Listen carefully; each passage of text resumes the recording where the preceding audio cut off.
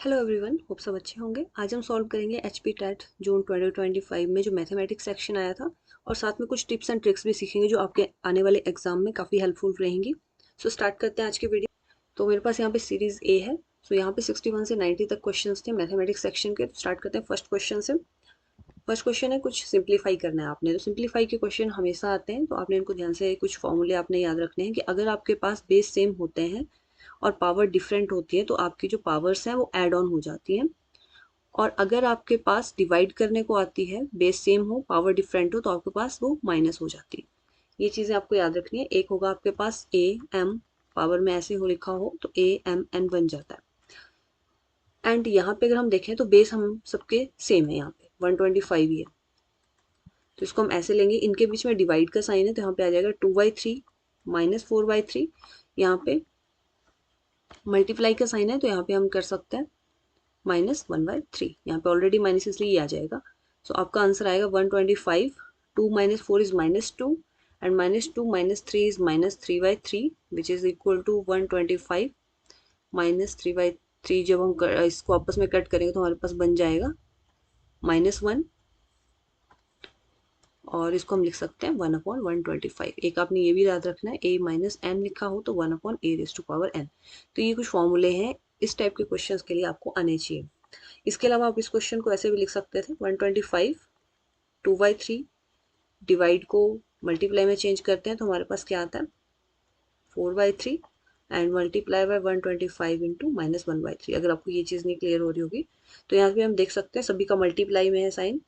तो 125 2/3, ये नीचे था 4 - 4/3 एंड -1/3। सो ऐसे भी आप कर सकते हैं। तो इसका आंसर हमारे पास कौन सा आया, ऑप्शन नंबर, यहाँ पे ऑप्शन लिखने में गड़बड़ होगी है, तो यहाँ पे आप यहाँ पे इसका है 1/125 है, तो ऑप्शन नंबर बी इसका करेक्ट होगा। Next question is the product of roots of quadratic equation.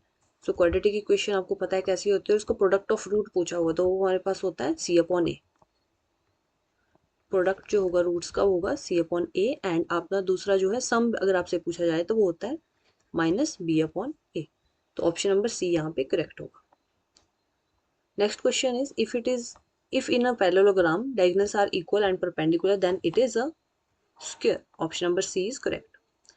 Which of the following is irrational number? Option number D, that is pi. The prime numbers between 1 and 100 वो होते हैं total 25। तो option number B यहाँ पे correct रहेगा। ये कुछ जो क्वेश्चन हैं वो आपको डायरेक्ट याद रखने हैं। What will be the mean proportional value between 6 and 24? Now what is mean proportional value? Mean proportional value means if this is A and this is B, for example A is equal to 6 and B is equal to 24, then mean proportional value क्या होती है कि वो इस condition को satisfy करे।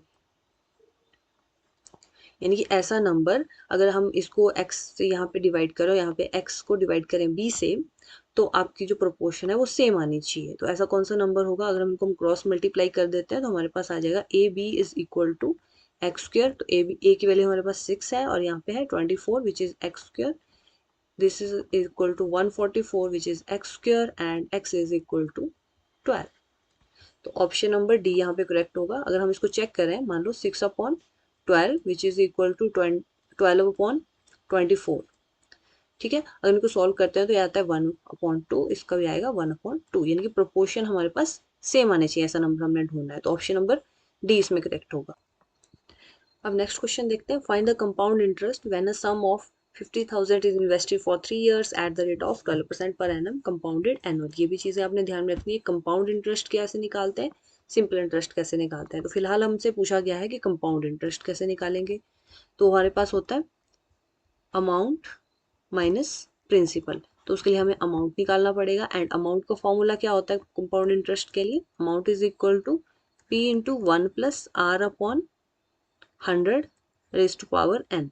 अब इन सब की वैल्यूज क्या क्या है हमारे पास, प्रिंसिपल है हमारे पास 50,000, R की वैल्यू हमारे पास है 12%, एंड टाइम जो हमारे पास है वो है 3 years। एन यहाँ पे या टी भी आप लिख सकते हो, वो आपका टाइम डिनोट करेगा। सो it is 50,000, 1 + R is 12 divided by 100 and time is 3।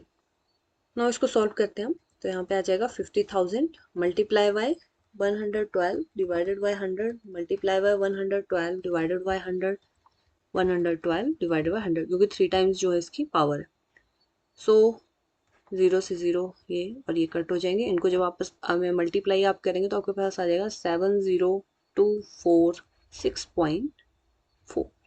अब आपके पास ऑप्शन है sir option number D, but आपने ये टिक करके नहीं आ जाना है। आपसे पूछा क्या है कंपाउंड इंटरेस्ट, तो कंपाउंड इंटरेस्ट कैसे फाइंड आउट करते हैं, अमाउंट माइनस पी। अब हमारे पास सिर्फ क्या निकला है amount, so amount that is this 0.4 minus principal हमारे पास कितना है 50,000। तो इनको जब आप माइनस करोगे तो आपके पास आंसर आएगा option number A 20,246.40 rupees.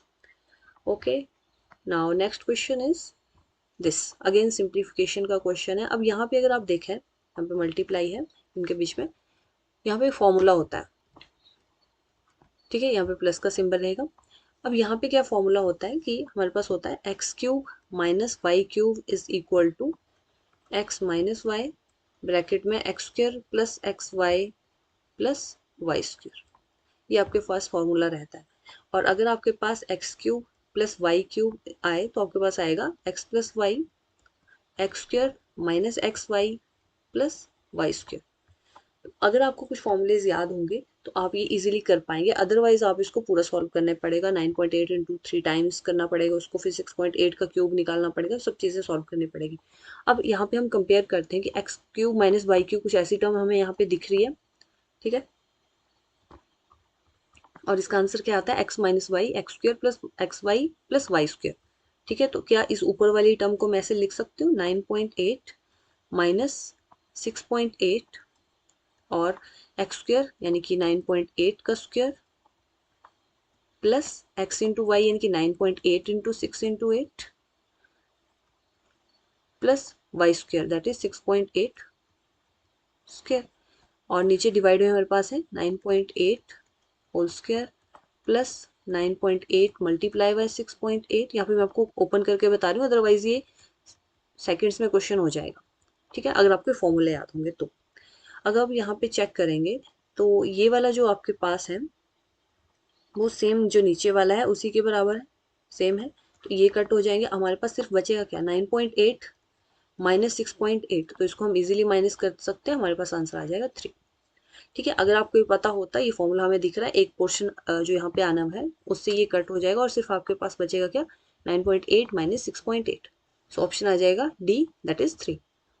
Now next question HCF of this. अब HCF ऑफ, जब भी हम फ्रैक्शन का HCF फाइंड आउट करते हैं तो एक चीज आपने ध्यान रखनी है कि अगर आपसे HCF पूछा है जो आपके न्यूमरेटर होंगे उसका हम क्या निकालेंगे HCF of numerators that is 4 and 7, और जो नीचे होगा उनका हम LCM निकालेंगे 5 एंड 15, अगर आपसे पूछा क्या है HCF, ठीक है जी।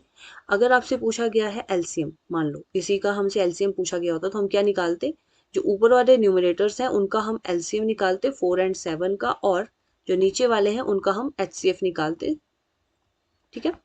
सो अब इसके अकॉर्डिंग चलते हैं, यहाँ पे क्या आंसर आएगा 4/5 एंड 7/15। तो HCF क्या होगा 4 और 7 में कॉमन क्या है दैट इज 1, और इनका LCM कितना आ जाएगा that is 15।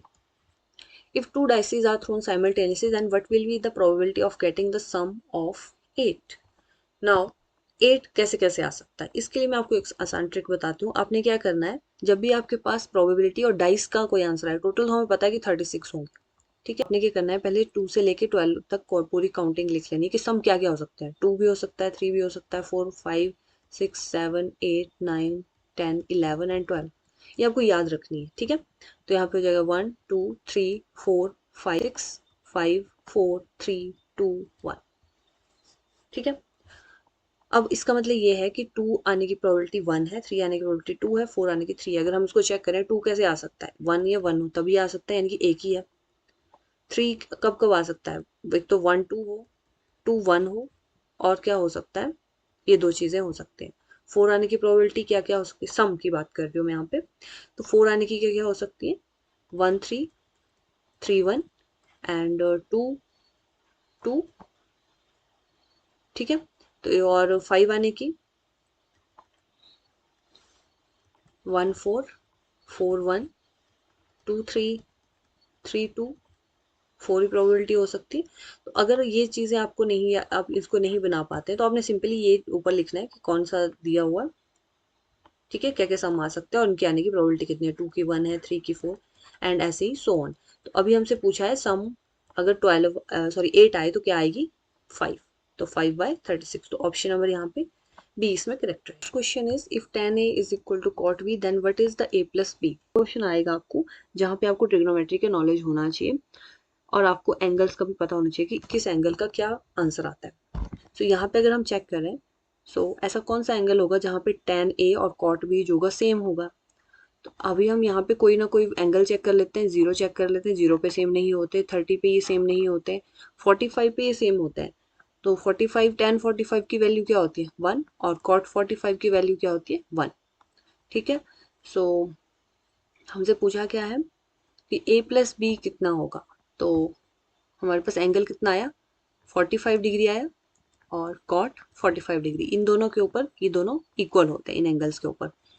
So a plus B is 45 degree plus 45 degree which is equal to 90 degree. यहाँ पे आपने ये गलती नहीं करनी कि आपने 45 देखा और आपने 45 पे टिक लगा दिया, ऐसा नहीं करना है क्योंकि आपका आंसर गलत हो जाएगा। यहाँ पे देखना है कि आपको a प्लस बी पूछा गया है, ओके। वैसे ही साइन और कॉस के भी आ सकते हैं ऐसे क्वेश्चन, तो साइन और कॉस के एंगल पता होने चाहिए आपको, कैसे हम निकाल सकते हैं। नेक्स्ट है the degree of the polynomial of a function is. So ये आपके पास पॉलिनोमियल है, अगर हम चेक करें x square first form term को मल्टीप्लाई करें तो कितना बन जाएगा हमारे पास 6, 2 + 3 + 1 दैट इज 6। तो हमारे पास डिग्री क्या होगी पॉलिनोमियल की 6। Now next question is the radius of the base of closed right circular cylinder is 21 centimeter and its height is this. Find the total surface area. Now एक चीज आप जब भी ये वाले क्वेश्चन जो है आपके पास टोटल सरफेस एरिया हो गया, आपके पास कर्व्ड सरफेस एरिया हो गया, वॉल्यूम हो गई, ये आपने अपने अलग से नोट्स बना लेने जहाँ पे सारे फॉर्मूले लिख लेने हैं, क्योंकि इससे डायरेक्ट क्वेश्चन आपको पूछा जा सकता है। केवल डायरेक्ट आपसे पूछा ही जाएगा कि इसका एरिया सॉरी वॉल्यूम क्या होती है, एरिया सरफेस एरिया क्या होता है, कर्व सरफेस एरिया क्या होता है, या इस पे क्वेश्चन आ सकता है। ये कंपलसरी है, आपने इसके नोट्स बना लेने साइड में। सो इस क्वेश्चन में क्या पूछा है, राइट सर्कुलर सिलेंडर का आपने सरफेस एरिया निकालना है। तो सरफेस एरिया होता क्या है सिलेंडर का 2πr into are plus H. तो 2 इंटू 22/7 मल्टीप्लाई बाय आर कितना दिया हुआ हमारे पास 21 और अंदर है 21 प्लस एच कितना। अब यहाँ पे कंफ्यूज, ये जल्दी जल्दी में क्वेश्चन गलत नहीं कर देना, यहाँ पे आपके पास क्लियरली लिखा है यहाँ 1 मीटर दिया हुआ है और यहाँ पे 21 सेंटीमीटर दिया हुआ है। तो इसको हम चेंज कर देते हैं सेंटीमीटर में, that is 100। So which is equal to 2 into 22 into यहाँ पे इसको कट कर लेते हैं 3 प्लस इंटू 121। जब आप इसको पूरे को सॉल्व करोगे तो आपके पास आंसर आ जाएगा 15972 centimetre cube. Next question is if seventh term of an arithmetic progression is 28 and its 50th term is 42 then what is the difference, common difference। So हमारे पास फॉर्मूला क्या होता है एपी निकालने, एपी की nth टर्म निकालने का, यानी कि उसको हम बोलते थे an which is equal to a plus n-1 into D. ठीक है, ये फॉर्मूला आपने याद रखना है, एस एन का फॉर्मूला आपने याद रखना है, सम कैसे निकालते हैं। अब बात करते हैं इस क्वेश्चन की। तो हमारे पास है कि सेवंथ टर्म यानी कि a प्लस 6d, हमारे पास कौन सी टर्म है 28 है, और दूसरा दिया है कि a प्लस 50th यानी कि 14d इज इक्वल टू 42, क्योंकि n-1 होता है कम ही आता है। अब इन दो इक्वेशन में हम एलिमिनेशन मेथड का यूज करके d की वैल्यू फाइंड आउट कर सकते हैं। अगर मैं सेकेंड इक्वेशन इसको मान लेते हैं फर्स्ट, अगर मैं 2 - 1 कर दूं तो हमारे पास बनेगा a से a कट हो जाएगा 14 - 6 बन जाएगा 8d which is equal to 4 बस आ जाएगा 14। तो d की वैल्यू आ जाएगी 14/8, 2 से इसको कट कर देंगे तो यहाँ पे आएगा 7/4। तो ऑप्शन नंबर हमारे पास ए करेक्ट होगा। Next question is if 75th question is x + y z is equal to then the value of this will be. So ये भी काफ़ी ईजी है, यहाँ पे एक फॉर्मूला आपने याद रखना होगा, x³ + y³ + z³ minus 3xyz हमारे पास होता है x + y + z into x² + y² + z² minus xy minus yz minus zx। सो ये फॉर्मूला आपको याद होना चाहिए। अब हमारे पास दिया क्या है कि x plus Y plus Z जो है वो जीरो के बराबर, दैट मीन्स ये वाली जो टर्म है हमारे पास वो भी जीरो के बराबर। अगर ये जीरो के बराबर है, जीरो से जीरो मल्टीप्लाई होगा तो हमारे पास आंसर आ जाएगा X cube plus Z cube minus 3xyz is equal to zero. और हमसे पूछा क्या है, x cube plus Y cube plus Z cube किसके बराबर है, इसको हम दूसरी साइड ले जाएंगे तो आएगा X cube plus Y cube plus Z cube is equal to 3xyz। तो ऑप्शन नंबर डी यहाँ पे correct. Next question is the angle of elevation of the top of the tower from a point on the ground. अब angle of elevation क्या बनता है, जहां से आप मान लो यहाँ पे हो, एंगल ऑफ एलिवेशन बनेगा ऊपर यहाँ को, ये वाला आपका एंगल ऑफ एलिवेशन होगा। सो ये कितना दिया हुआ है 30, और कितने दूर है 30 metre away from the tower. तो अगर ये हमारे पास टावर है तो यहाँ पे 30 मीटर का ये डिस्टेंस है, ठीक है। सो अब हमने फाइंड क्या करना है, हाइट ऑफ टावर, इसको हम h मान लेते हैं। अब हमने देखना है कि ये आपके पास एंगल है, दैट मीन्स ये सामने वाला आपके पास क्या होगा, परपेंडिकुलर होगा, ये हाइपोटेन्यूज होगा और ये बेस होगा। अब हमारे पास बेस ऑलरेडी नोन है, हाइट हमने फाइंड आउट करनी है। तो ऐसा कौन सा होता है जो इसके ऊपर निकालता है, बेस और परपेंडिकुलर का रिलेशन कहाँ पे होता है, टेन। टेन 30 डिग्री हमारे पास किसके बराबर होगा, perpendicular over base. Ten 30 degree की वैल्यू क्या होती है, 1/√3। और आपके पास परपेंडिकुलर है h और बेस है 30, तो इसको हम दूसरी साइड ले जाएंगे तो h इज इक्वल टू 30/√3। ऐसा कोई ऑप्शन है नहीं है। जब आपके पास स्क्वायर रूट हो तो उसको हमने क्या करना होता है, मल्टीप्लाई कर देते हैं ऊपर और नीचे सेम। तो यहाँ बन जाएगा 30/√3 डिवाइडेड बाई 3, 3 से कट हो जाएगा, आपके पास टोटल आंसर बन जाएगा 10/√3। ऑप्शन नंबर बी इसमें करेक्ट होगा। Next question is 13 power 4 under root. तो इसको अगर मैं ऐसे लिख दूँ 13 होल स्क्वायर और यहाँ पे 2 लिख दूँ और ये ऐसे लिख दूँ तो स्क्वायर रूट से स्क्वायर कट हो जाएगा, तो आपके पास क्या बचेगा, ओनली 13 स्क्वायर। और 13 का स्क्वायर हम सब जानते हैं 169 होता है। ऑप्शन नंबर डी यहाँ पे करेक्ट होगा। Next question is which of the following will be the possible lens of a right angle triangle. अब राइट एंगल ट्राइंगल के हमारे पास एक चीज हमें पता होती है कि जो परपेंडिकुलर का स्क्वायर होता है और जो बेस का स्क्वायर होता है वो हमारा हाइपोटेन्यूज के स्क्वायर के बराबर आना चाहिए, ठीक है। तो इन सब में से हम ये चेक कर सकते हैं कि ये कंडीशन कौन फुलफिल कर रहा है। अब 8 + 10 का स्क्वायर यानी कि 8 का हो गया 64 + 10 का हो गया 100, तो वो तो कभी 15 के स्क्वायर के बराबर नहीं आएगा, दैट मीन्स ये वाला रॉन्ग हो गया। अब इसमें देख लेते हैं, 7 का होता है 49, इसका होता है 576 विच इज, और इनका सम हम करते हैं तो यहाँ पे 5, 7 + 5 इज 12, 625, और 25 का स्क्वायर भी 625 होता है। तो ऑप्शन नंबर बी इसमें करेक्ट होगा, ठीक है। नेक्स्ट ऑप्शन चेक करने की जरूरत है नहीं है, फिर भी आप एक बार पेपर में आप वेरीफाई कर सकते हैं अगर आपके पास टाइम है, क्योंकि एक ही ऑप्शन करेक्ट होगा, बाकी आप देख लोगे तो ये वेरीफाई नहीं करेगा कंडीशन को, तो हमारे पास ऑप्शन नंबर बी ही करेक्ट होगा। इसके साथ साथ अगर आपके पास सिंपल पूछा है कि ट्राइंगल कौन सी है, तो हम कैसे चेक करते हैं, किसी भी दो साइड, जैसे यहाँ पे मान लो 8, 10 और 15 दी हुई है, किसी भी दो साइड का सम जो होगा वो हमेशा ही बड़ा होगा तीसरी साइड से। तो अगर हम 8 + 10 करते हो तो 18 आता है, 15 से बड़ा ही है, 10 + 15 ऑब्वियसली 8 से बड़ा है, 8 + 15 ऑब्वियसली 10 से बड़ा होगा। जैसे 3, 5, 6 है, तो 3 + 5 अगर मैं 8 कर रही हूँ तो बड़ा ही आ रहा है 6 से, 3, 6, 9 कर रही हूँ तो वो भी ग्रेटर देन 5 आ रहा है, यानी कि कोई भी दो साइड अगर आप लेते हो तो वो तीसरी साइड से बड़ी ही आनी चाहिए, तो हम वेरीफाई कर सकते हैं कि वो एक ट्राइंगल है। क्वेश्चन है which of the following can not be the probability of the event. तो इवेंट की जो प्रोबेबिलिटी होती है वो हमेशा 0 से लेके 1 के बीच में ही लाई करती है, तो ये वाला आंसर नहीं होगा। 15% प्रोबेबिलिटी हो सकती है, 2/3 प्रोबेबिलिटी हो सकती है, 0.7 भी प्रोबेबिलिटी हो सकती है, तो माइनस में कभी भी प्रोबेबिलिटी नहीं होगी। The sum of any pair of opposites angle of cyclic quadrilateral, quadrilateral है यहाँ पे, वो आपके पास होता है क्वाड्रिलेटर। साइक्लिक क्वाड्रिलेटर मतलब एक सर्कल है उसके अंदर कोई क्वाड्रिलेटरल दी हुई है, ठीक है। तो आपसे पूछा है कि अपोजिट एंगल्स यानी कि ये वाला एंगल और ये वाला एंगल और ये और इसके सामने वाला एंगल, तो वो आपके पास का सम क्या होगा। मैं इसको डबल से कर देती हूँ शो, इसको सिंगल से कर देती हूँ शो, तो ये हमारे पास होता है 180 डिग्री के। Next question is if 8 whole 1/3% of x is 150, then what is the value of x। Now अगर हम इस मिक्स्ड फ्रैक्शन को सॉल्व करेंगे तो हमारे पास आ जाएगा 25/3%, ओके। तो अब हमसे पूछा है x की value, so it is 25/3 into 100। Percentage जब हम हटाते हैं तो ऐसे करते हैं, multiply by X is equal to 150। Now what is X? X is equal to normal, हम सिंपल कैलकुलेशन करेंगे, जो डिवाइड में है उनको मल्टीप्लाई में लेके जाएंगे और जो मल्टीप्लाई में उनको डिवाइड में लेके जाएंगे। तो यहाँ पे आ गया 6, so x is equal to 1800। Option number B is correct. Next question is the sum of supplement of angle of 144 degree and complement of angle of 54 degree is what? Now what is supplementary angles? मान लो supplementary angles हैं ये दोनों, तो इनका सम जो आना चाहिए वो 180 आना चाहिए, तो हम क्या बोलते हैं उनको? supplementary angles। ठीक है। और अगर हमारे पास x, मान लो यहाँ पे कुछ अलग डिफरेंट सा ले लेते हैं, p प्लस क्यू, अगर कोई दो ऐसे एंगल हैं जिनका सम 190 डिग्री आया तो उनको बोलेंगे कॉम्प्लीमेंट्री एंगल्स। ठीक है।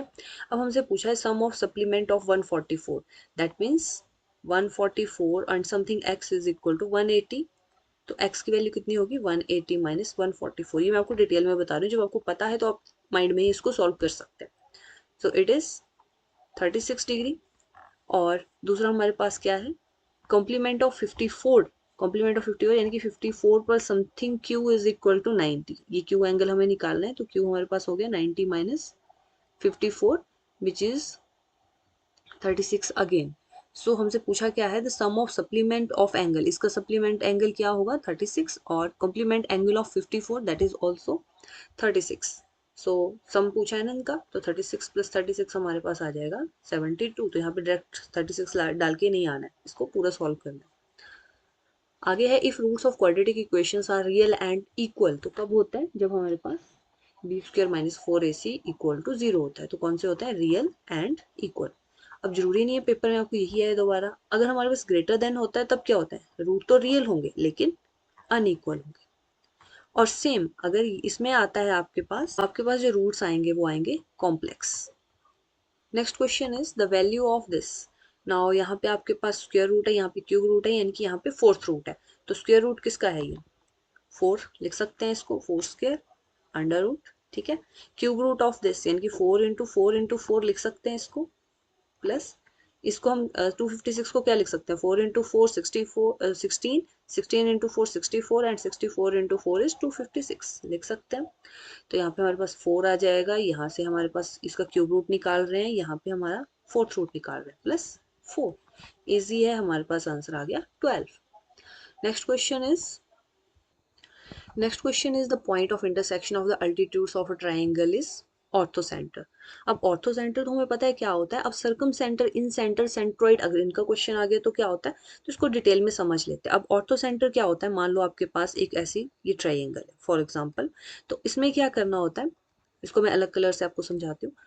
आपने क्या करना है, अगर मान लो यहाँ से इस पॉइंट से आपने एक परपेंडिकुलर ड्रॉ करना है, एक इस पॉइंट से ड्रॉ करना है सामने वाले पे, और एक इस पॉइंट से ड्रॉ करना है। ठीक है। तो जहां पे ये पॉइंट मिल रहे हैं हम बोलते हैं ऑर्थो सेंटर। ठीक है जी। और अब देखते हैं नेक्स्ट चीज क्या है हमारे पास, इन सेंटर। इन सेंटर का मतलब क्या हुआ? मान लो आपके पास डायग्राम है या ट्राइंगल है कोई भी, इसके अंदर एक सर्कल है फॉर एग्जाम्पल। देन अब इसमें क्या होता है, आपने हर एक कॉर्नर से एक लाइन लगानी है। ठीक है। तो ये जो पॉइंट आपके पास बनेगा इसको हम बोलेंगे, ये आपके पास होगा इन सेंटर। ठीक है। अगर इसके अंदर एक सर्कल है उसके हिसाब से।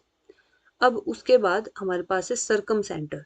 सर्कम सेंटर क्या होता है? मान लो आपके पास एक ऐसे सर्कल है, एक ट्राइंगल है, पहले तो ये एक हमारे पास इसका ट्राइंगल और इसके बाहर एक सर्कल दिया हुआ है। अब आपने क्या करना है, इन सभी लाइंस के सेंटर में से लाइन लेके जानी है। इसका सेंटर ये हो गया, इसका सेंटर हमारे पास हो गया, मान ये वाला यहाँ से लेके जाएंगे तो ये सेंटर इसका है, इस वाली लाइन का सेंटर हो गया ये, ऐसे ट्राइंगल की जो यहाँ पे ये जो 90 डिग्री का एंगल ऐसे। तो ये वाला जो आपके पास पॉइंट आएगा वो आपके पास बनेगा सर्कम सेंटर। और लास्ट वन इज सेंट्रॉइड। तो सेंट्रॉइड क्या होता है? मान लो आपके पास ये नॉर्मल सी ट्राइंगल दी हुई है, इसकी आपने क्या करना है, इसके सेंटर यानी कि दूसरा वाला जो है उसके सेंटर में लेके लाइन लगानी है। ठीक है। एक एक कॉर्नर से अपोजिट वाले की साइड, ये सेंटर और ये यहाँ से इसके सेंटर के ऊपर लेना। तो ये जो आपके पास पॉइंट बनेगा ये बनेगा सेंट्रॉइड। ठीक है, ईच कॉर्नर से मिड पॉइंट, दूसरी साइड के मिड पॉइंट के ऊपर लाइन लगानी है। ठीक है जी। ऑर्थो सेंटर में क्या हुआ था कि हमने एक ट्राइंगल, अब आपको ये थोड़ा सिमिलर लग रहा होगा, लेकिन अगर मान लो आपके पास कुछ ऐसी ट्राइंगल है, यहाँ जैसे बनाते हैं, इसको ड्रॉ करते हैं। मान लीजिए आपके पास कुछ ऐसी ट्राइंगल है, तो इसका हमने यहाँ 90 डिग्री का एंगल बनेगा, इस पॉइंट से यहाँ बनेगा, इस पॉइंट से यहाँ जैसे कहीं को बनेगा, मतलब इसके सेंटर के ऊपर नहीं आ रहा है ना ये। ठीक है, ये बन रहा है 90 डिग्री, ये इसका सेंटर पॉइंट थोड़ी ना है, नहीं इसका सेंटर पॉइंट है, तो ये हमारे पास क्या है, ऑर्थो सेंटर। सेंट्रोइड मतलब बिल्कुल यहाँ से इस पॉइंट से लेके हम इस दूसरी अपोजिट जो साइड है उसके सेंटर में लाइन लेके जा रहे हैं, तो वो वाला होगा सेंट्रोइड। और इन सेंटर और सरकम सेंटर। आगे है find the median of the following data. अब मीडियन कैसे फाइंड, मीडियन क्या होता है, सेंटर नंबर। तो पहले तो हम काउंट कर लेते हैं टोटल कितनी है, 1 2 3 4 5 6 7 8 9 10 11। ऑर्डर है तो हमें ज़्यादा डिफिकल्टी नहीं आएगी। तो सबसे पहले हमारा काम रहता है या तो उसको असेंडिंग ऑर्डर में चेंज कर दो या डिसेंडिंग में चेंज कर दो। तो मैं इसको असेंडिंग में चेंज कर रही हूँ, 0 then 5 then 11 then 19 then 21 27 27 के बाद हमारे पास आ जाएगा 30 30 के बाद आ जाएगा 36 देन 36 के बाद आ जाएगा 42 42 के बाद आ जाएगा 50 एंड देन 56। टोटल हो गए सारे 1 2 3 4 5 6 7 8 9 10 11। तो सेंटर क्या होगा, 11 का प्लस 2 प्लस 1 करेंगे और डिवाइडेड बाई इनकी 12/2 which is equal to 6। 6 number पे कौन सी है, 1 2 3 4 5 6, तो 27 इसका आंसर होगा। ठीक है, दोनों साइड, इस साइड भी 5 टर्म्स है और इस साइड भी 5 टर्म्स है। Next question is the volume of sphere is this then the diagonal. ये मैंने आपको पहले भी बोला है कि जब भी आपके वॉल्यूम है, सरफेस एरियाज हैं और जो कर्व सरफेस एरिया आ रहे हैं वो आपने याद कर लेने हैं फॉर्मूला। केवल डायरेक्ट फॉर्मूला भी आया है पिछले एग्जाम्स में। तो volume of this is, now sphere का वॉल्यूम क्या होता है, 4/3 पाई आर क्यूब। वो हमारे पास दे रखा है 4851। हमसे पूछा क्या है, डायगोनल। ये भी आपने ध्यान रखना है कि पूछा क्या है। सो इसको सॉल्व कर लेते हैं। 4/3 22/7 और R cube which is equal to 4851। So R cube is equal to 4851 multiply by 3 into 7, normal calculation करेंगे, 4 इंटू 22। अब हम देखें तो अगर मैं इसको 11 से कट करना चाहूँ तो यहाँ पे बन जाएगा 2 और ये भी 11 से कट हो जाएगा, यहाँ पे आ जाएगा 4 और बचेंगे कितने, 4 अगेन 4 और यहाँ पे हमारे पास बन जाएगा 1 और 4 1 और 4 4 1 किसका स्क्वायर होता है, 21 का स्क्वायर। तो इसको हम ऐसे लिख सकते हैं 3 इंटू 7 डिवाइडेड बाई 4 इंटू 2। ठीक है जी। अब 3 इंटू 7 कितना होगा, 21 इंटू 21 इंटू 21 डिवाइडेड बाई 8। अब हम देखें 8 को कैसे लिख सकते हैं, 2 इंटू 2 इंटू 2, हो गया इजी। अब हम इसको क्या लिखेंगे, 21। अब हम हमने निकालना क्या है, आर निकालना है ना। R is equal to under root of 21 upon 21 into 21 into 21 cube root of this divided by 2 into 2 into 2। तो यहाँ से इजीली हमारे पास क्या आ जाएगा, 21/2। और हमसे पूछा क्या है, रेडियस पूछी है, नहीं हमसे पूछा है डायगोनल। तो डायगोनल क्या होगा, 21 सेंटीमीटर। और रेडियस अगर पूछी होती तो हमारे पास आता 10.5 centimetre. Done. Next is AX BY CZ, अगर ये इसके बराबर है देन वैल्यू ऑफ दिस। तो ये वाला क्वेश्चन भी इजी है। अगर मान लो आपके पास कुछ ऐसी टर्म में आ रही है तो इसको हम क्या लिख सकते हैं, AX equal to BY equal to CZ, हम किसी कांस्टेंट के बराबर इसको मान लेते हैं। तो अगर हम फर्स्ट और लास्ट को कंपेयर करें तो हमारे पास A की वैल्यू कितनी आ जाएगी, K 1/x, B की वैल्यू क्या आ जाएगी, K 1/y और C की वैल्यू आ जाएगी K 1/z। अब इतना हो गया, तब तो आ गया क्वेश्चन ईजी ही है। अब देखो ABC तीनों की वैल्यू हमारे पास है और वो हमारे पास इक्वेशन दे रखी है कि उनको मल्टीप्लाई करेंगे तो 1 के बराबर आएगा। That means K 1/x K 1/y K 1/z is equal to 1। अब आपने पीछे सर्ट्स और इंडिसेस पढ़े हैं, जैसे A इंटू बी होगा, बेस सेम होता है तो पावर प्लस हो जाती हैं। सो यहाँ पे आ जाएगा K 1/x plus 1/y plus 1/z। Which is equal to 1। अब देखो 1 कब आता है, एक चीज और आपने ध्यान रखनी है कि a की पावर या किसी भी नंबर की पावर अगर आपके पास 0 हो तो हमारे पास आंसर आता है 1। सो क्या मैं इसको k रेज टू पावर 0 लिख सकती हूँ, क्योंकि k की पावर 0 है दैट मीन्स वो 1 के ही बराबर है। अब देखो एक चीज और, यहाँ पे नया फॉर्मूला, नया तो नहीं है बट आपको पता होना चाहिए, अगर ये दोनों इक्वल हैं, बेस इक्वल हैं, तो इनकी पावर जो होती है वो भी इक्वल होती है। तो यहाँ पे k जो है बेस सेम है, दैट मीन्स इनकी जो पावर्स हैं वो भी आपके पास इक्वल होंगी। उसका आंसर आ जाएगा आपके पास 0 के बराबर। सो इसका एलसीएम ले लेंगे, ऊपर आपके पास बन जाएगा Y Z plus X Z plus x Y divided by X Y Z which is equal to 0। और यहाँ से हम अप्लाई कर सकते हैं Y Z plus X Z plus x Y is equal to 0। और यही हमसे पूछा था, एक्स वाई प्लस किसके बराबर आएगा, 0 के बराबर। तो ऑप्शन नंबर ए इसमें करेक्ट होगा। Next question is the place value of 3। Place value निकालनी है, इनकी कहाँ पे है, ये डेसिमल के दूसरी साइड है, ठीक है। तो इसकी क्या होगी value, 3 into 1/10 raise to power 2, यानी कि 3/100, यही पावर है ना इसकी, ठीक है। अगर मैं इसको ओपन करना चाहूँ 1.537, ठीक है। तो अगर मुझे ये वाली इसकी चाहिए होगी तो किस क्या वैल्यू है इसकी, 3/100, ठीक है जी। तो आंसर आएगा आपके पास ये वाला। Now next, what will be the angle covered by the minute hand in 1 minute. अब 1 मिनट में कितना एंगल कवर करती है, तो एक जो सर्कल है उसमें टोटल एंगल कितना होता है, 360 डिग्री, ठीक है। तो अब एक मिनट हैंड है यहाँ पे है, उसको 1 मिनट में यहाँ पहुंच रही हो, तो वो कितना एंगल कवर करेगी, 360 हो गया टोटल। और 1 मिनट में, सॉरी, एक 1 आवर में कितने मिनट्स होते हैं, 60, और एक में कितने हो जाएंगे फिर,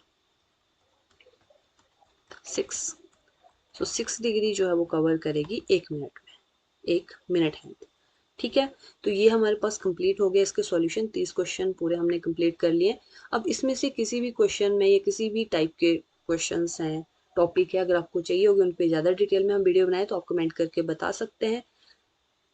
और एक चीज़ आपने ध्यान रखेंगे कि आप जो भी क्वेश्चन करेंगे, अगर बाई चांस मान लो आपको फॉर्मूला याद नहीं है, तो आपका सेकंड ऑप्शन रह सकता है कि आपके जो ऑप्शन दिए गए हैं उनमें से आप उस क्वेश्चन को सॉल्व करने की कोशिश करें, उन ऑप्शन को वेरीफाई करने की कोशिश करें। Thanks for watching, like share and subscribe, thank you.